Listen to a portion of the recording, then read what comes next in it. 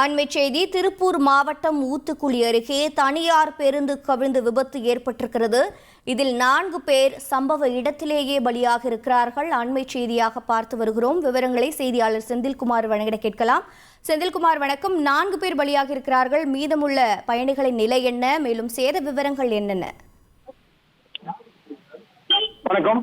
இன்று காலை 9:15 மணி அளவில் திருப்பூர் மாவட்டம் ஊத்துக்குளி அடுத்த பல்லகவுண்டம் பாளையம் பகுதியில் ஒரு தனியார் பேருந்து ஒன்று திருப்பூரிலிருந்து ஈரோடு செல்வதற்காக வந்து கொண்டிருந்தது. அதில் 50க்கும் மேற்பட்ட நபர்கள் பயணித்த நிலையில் தேசிய நெடுஞ்சாலையில் ஒரு கண்டெய்னர் லாரியை ஓவர்டேக் செய்யும் விதமாக டிரைவர் ஓட்டி வந்ததால் நிலை தடுமாறி பஸ் கவிழ்ந்து விபத்துக்கு உள்ளானது.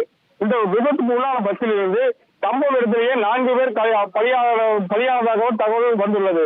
அதே நேரத்தில் 20க்கும் மேற்பட்டோர் காயமடைந்து தனியார் மருத்துவமனை மற்றும் அரசு மருத்துவமனைக்கு கொண்டு செல்லப்பட்டுள்ளனர் என தற்போதைய தகவல் தெரிய வருகிறது. மேடம், தகவல்களுக்கு நன்றி செந்தில்குமார்.